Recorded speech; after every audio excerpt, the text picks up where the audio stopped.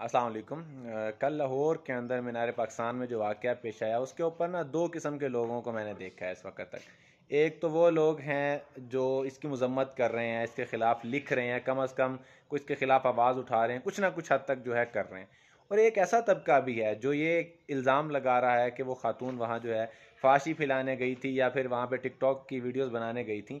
तो मेरा सवाल ये है कि क्या टिकटॉक बनाने वाली खातून की इज़्ज़त हुर्मत आम खातून के बराबर नहीं है? हाँ, मैं मानता हूँ गुनाह कर रही है कोई, अब एक ना बेपर्दगी फैला रही है, लेकिन कहीं भी एक मुसलमान ऐसा हरगिज़ नहीं कर सकता कि वो किसी खातून की इज्जत के साथ खिलवाड़ करे, वो चाहे ज़माने की इंतहाई बदकार औरत भी हो।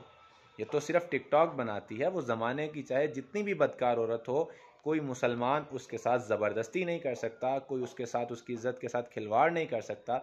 और जो करेगा वो इंतहाई बदकार शख्स है, बल्कि उसके अंदर आप यूँ कह लें कि वो दरिंदा है, उसके अंदर कोई भी इंसानियत नाम की चीज़ नहीं बची है।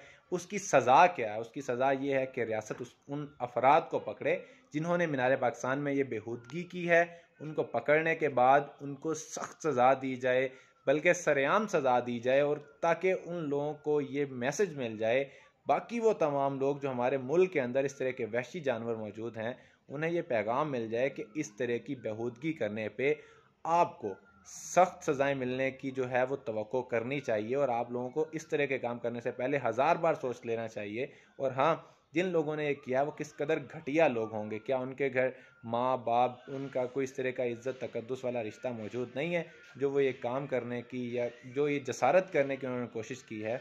इंतहाई अफसोस की बात है।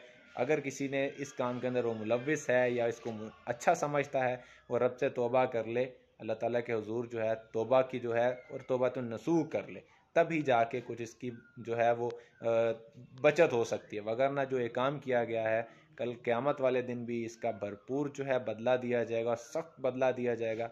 और दुनिया की जो अदालतें हैं उनको तो लाजमन इस पर इंसाफ फराहम करना चाहिए।